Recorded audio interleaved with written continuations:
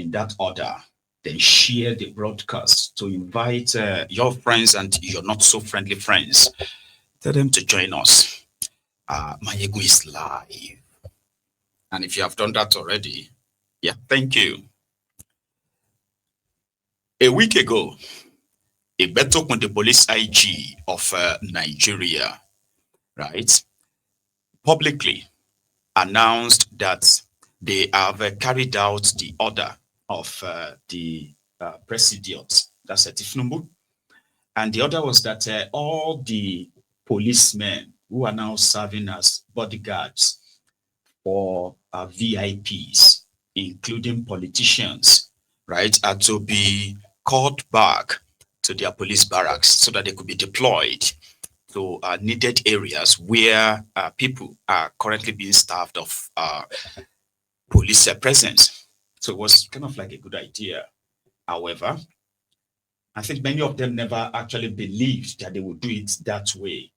Okay, so this morning, at their own at Tinubu's neck meeting or fake meeting, so he re-emphasized on the action or the order that all the policemen protecting the private or public officials should be returned back to the police barracks to actually go and do the police job. So in the first place, why do they need private policemen in their different, homes and offices? If the country is safe, the job of the policeman is to provide security for all of us, not for some of us. Abi? So sounded like a good idea, but there are others who believe that it is also going to be very much selective. So this morning, right, when while Tinubu was holding his own fake meeting, the senators were at their own senator chamber where they were discussing the own surprise, the shock. Abdul Ningi, a senator, was the first person to speak, and it was like he woke up this morning and all of his own security men, like his policemen, they were all gone. Like he was surprised. And like I said, this has been in the news for the past 1 week at least. Yeah. So the whole drama, it all started. I mean, we should start with Kolu, or we should start with these guys. The reason why we should start with them is because after they were busy with their own drama and the rest, right? So yeah, Kolu went on to appoint Shittyman as the person that should call a neck meeting where they're going to put together an arrangement to build ranches for the others, the Fulani herdsmen, they say. Again, it is a national priority for Tinubu. What Bukwari couldn't do, despite all of that bloodshed, right? Tinubu seems to be headed the same path. You know what I mean? To placate the Fulani herdsmen, right? And maybe that would then bring peace. But the terrorists are killing people, right? They are on bikes with different war weapons. Why is building ranches for Fulani herdsmen, whereby Nigeria will buy the land or claim the land? But anyway, Tinubu has nominated Shittyman, and they are to work on that with the Ministry of Livestock, including probably putting together laws that will make it easier to build ranches for these Fulani herdsmen across the country. Man, it's actually so crazy, right? I'll tell you what I meant by that when I come back, okay? So Abdul Ningi, the first man to be surprised that Tinubu has withdrawn all of their policemen. To Abdul Ningi, and I represent Bauchi Central of Bauchi State. I am coming under the privilege Order 9, and by your grace can I read? Privileges are the rights enjoyed by the Senate collectively and by members of the Senate individually conferred by the Legislative House Powers and Privileges Act 208, Laws of the Federation and other statutes, and by practice, precedent, usage, and custom. B, whenever a matter of privilege arises, it shall be taken up immediately And in case where adequate provision is not made in the standing orders, the Senate shall by resolution regulate itself. Mr. President, I've been around this National Assembly since 1999. And right from 1999, I was having a police orderly, one police orderly. And I have never requested for any additional security personnel. And I woke up today and I was told my police orderly and other police orderlies are withdrawn. Mr. President, I have no problem with that. My problem is that this thing should go across the board. It should not be, don't worry, it should be done across the board. Let's see what happens from the office of the president to the vice president, to the Senate president, to the Speaker of the House, to the ministers. Mr. President, I'm coming after they have withdrawn my only orderly. I saw 2 convoys of ministers, and they were carrying lots of security personnel. I have also seen business concern, Chinese and other business concern. Yesterday, with the compliments of orderlies. Mr. President, I have also seen daughters and sons of political office holders having orderlies and having security covers. Mr. President, I have seen singers having orderlies and complementary of protection. I cannot ever imagine that a senator of the Federal Republic of Nigeria, who has been here for a very long time, only one orderly, and he is withdrawn, and nothing will happen. Like I said earlier, Mr. President, I have no problem, but let it be done across the board. Let it be done across the board. I can take care of myself, but let me not see governors, ministers, and business concerns being covered by security establishment, but complementary of security thing. This is unheard of in any democracy. And that's why I said, this is a matter that disturbs me, it concerns me, it is not right, and it should be taken with all seriousness it deserves. And I crave the intelligence of the President of the Senate to ask the Chairman, Committee on Police, to please investigate why are other people having security covers from the day the presidency and the Inspector General of Police have made this announcement. You cannot just put National Assembly as a scapegoat and others enjoy the privileges of security control. I so submit, Mr. President. Thank you, Senator. Sometimes you confer.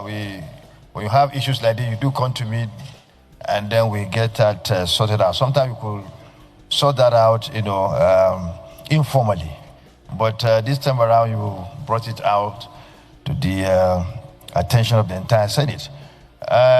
Yesterday, I'm sure you saw us, we had leadership meeting. This was discussed, and we took an action, and we expect the outcome of that action to be available to us today in respect of the police orderlies that were withdrawn from the senators. It's of concern to us, and I will raise the issue, and we're dealing with that, in the formal line, so everything will be done. We're on top of the situation.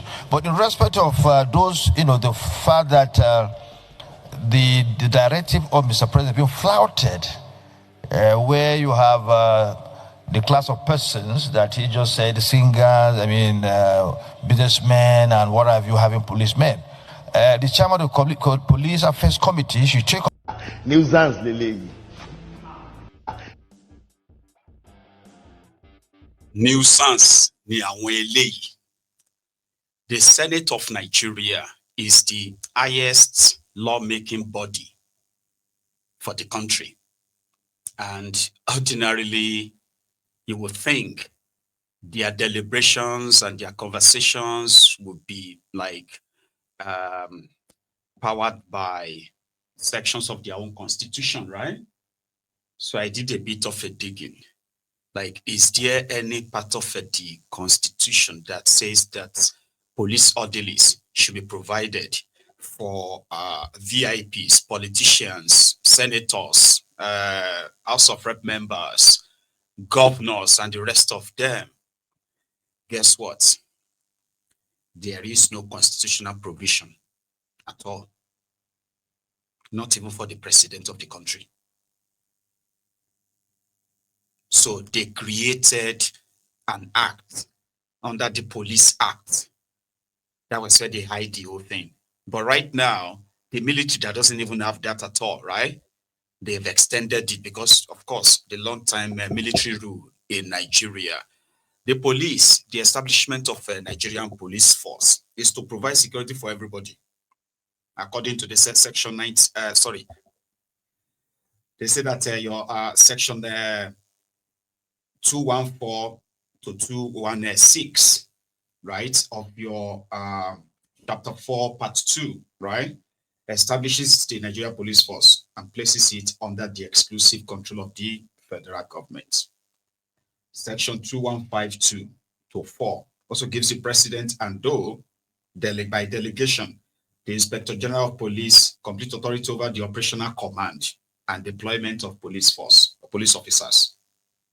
So nowhere in the entire constitution, including fundamental rights chapter, the executive chapter, the judiciary chapter, or the third schedule, is there any clause that creates a right or entitlement for any categories of persons, governors or ministers or senators or judges or traditional rulers or business tycoons or entertainers or etc., to be assigned police orderlies or armed escorts at public expense.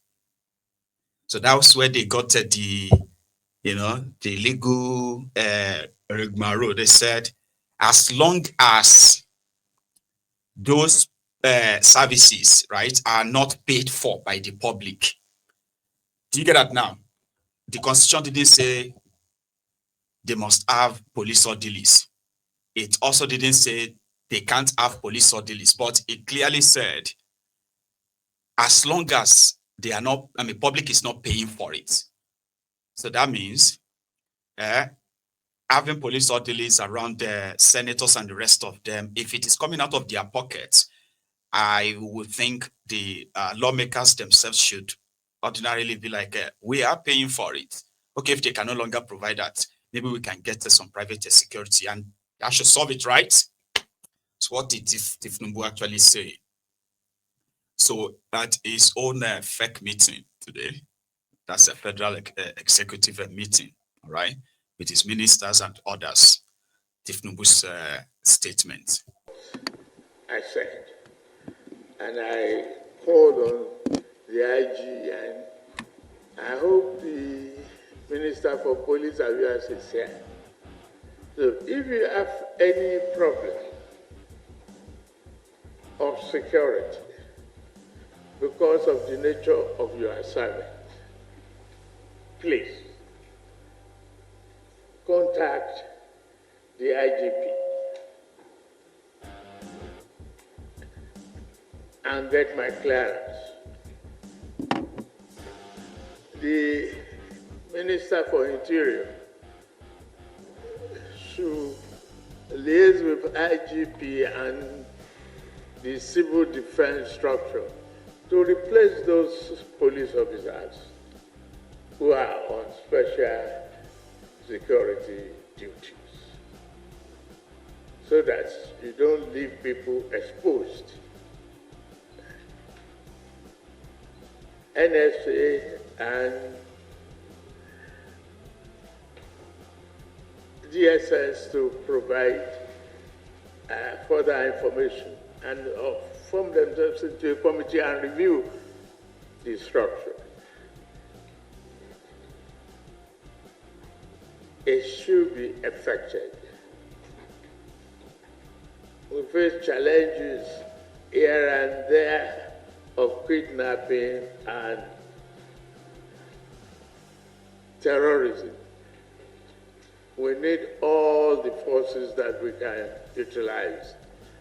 I know some of our people are exposed. I understand that we have to make exceptional provision for them, and the civil defense are equally armed. And I want to know that from NSA to arm our forest guards too. Take it very seriously. Okay. Again, especially livestock reform, I think the Vice President should get the neck,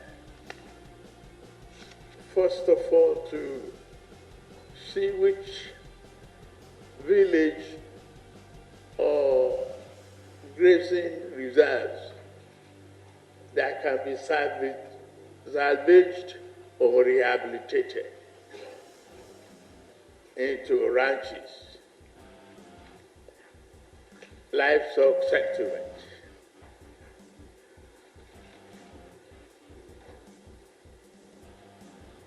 We must eliminate the possibility of conflict and turn the livestock reform into economically viable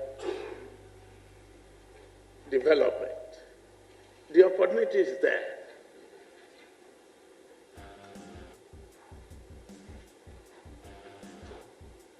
Let's utilize it. And it is a neck.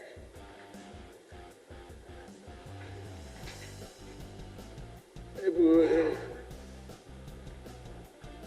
emphasize the constitutional requirement, we see that the land belongs to in the states. Whichever one they can salvage, come back to livestock village or others village, let us stop this,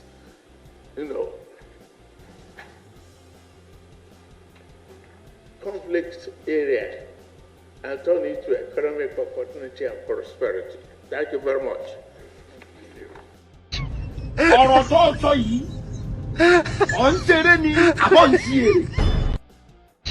èrè ọ̀rọ̀ tó sọ yìí ọ̀ ń ṣeré ni àbọ̀ ń ṣí èrè.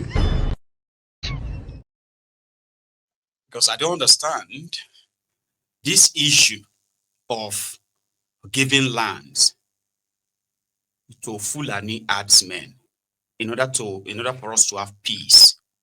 This issue has been on the ground for like nearly 10 years now. And the question people are asking is livestock business not a private business anymore? Who is going to pay for the land? Why is it so difficult for Fulani herdsmen to buy lands and build ranches themselves? Why must states that have nothing, no border to share with this anything Fulani, why must they part with their lands to resettle them on their land? Like, why should that be? It's the same question. Bokwari came. He said in 1947, there were grazing routes. Papa, you demand, this is 2017. That was 2017. You talk about grazing route of 1947. On whose land? They say, the herdsmen, they used to come from Niger. They will come from Niger and all the way from Sokoto to this Benue, to Kogi, to go from Kogi to Enugu. They have this path. And people always leave the land for them. Say, Egbawa now. So how could people leave Sokoto or leave Niger, come own lands, grazing routes on other people's lands? How does that make any sense? It's the same argument. Now, a Yoruba man is the president of Nigeria, Tinubu. And you know how Yorubas feel about issue of land and land. Eh? There were some of their, as worse as the Yoruba state governors, as worse as they have been, none of them has been bold to come out and openly say he's got a land to give to any Fulani anywhere. So why is Tinubu promoting the same thing? Why can't they find lands to build ranches for the Fulani dominated states?